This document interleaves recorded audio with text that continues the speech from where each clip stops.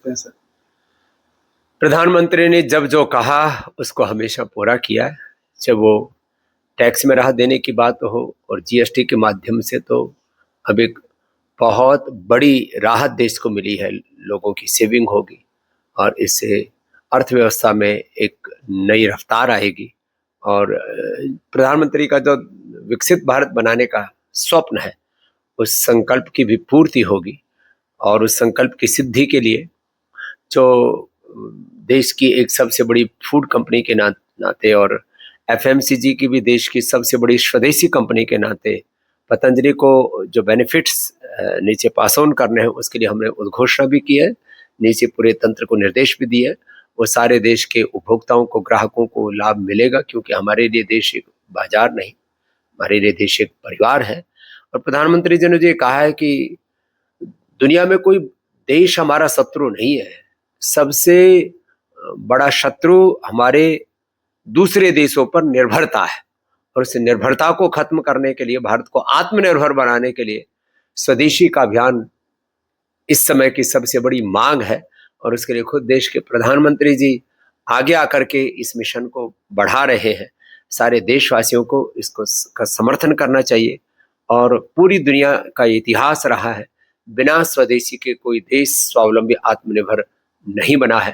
तो मैं देश के प्रधानमंत्री जी के नियत की, उनकी नीतियों की, उनके नेतृत्व की इसलिए भी सराहना करता हूँ क्योंकि यद्यपि स्वभाव से वो एक फकीर है, लेकिन वो देश की तकदीर और तस्वीर बदलने वाले भगवान के एक वरदान के रूप में है। तो सब देशवासियों को प्रधानमंत्री के संकल्प की पूर्ति हेतु उनका साथ देना चाहिए। स्वदेशी को अब घर घर और जन जन का अभियान बनाना चाहिए। हर गांव, शहर, गली, मोहल्ला में अब आपस में जब हम बात करें तो उसका स्वदेशी एक मुख्य मुद्दा होना चाहिए। आपस के संवाद में, आपस के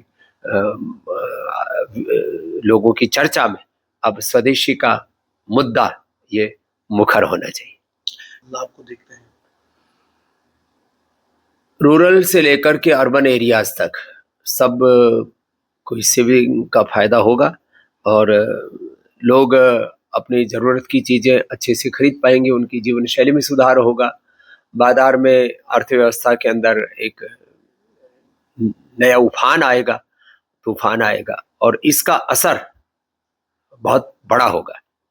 माने कंज्यूमर साइड में तो इससे बड़ा कदम भारत के आज़ादी के इतिहास में पहले कभी नहीं उठाया गया। तो यह एक बहुत ही ऐतिहासिक निर्णय है और देश की अर्थव्यवस्था को विश्व की सबसे बड़ी अर्थव्यवस्था बनाने का जो प्रधानमंत्री जी का सपना है उसकी पूर्ति हेतु यह एक बहुत ही कारगर कदम साबित होगा। और मोदी जी ने केवल कर में कटौती करके या जीएसटी में राहत दे करके ही नहीं, एक बहुत बड़ा काम ये है कि डायरेक्ट बेनिफिट किसानों को दिया है। डायरेक्ट बेनिफिट जो गरीब, पिछड़े, मजलूम, उनको बेनिफिट दे करके एक बहुत बड़ी पारदर्शिता लाभार्थियों को दी है।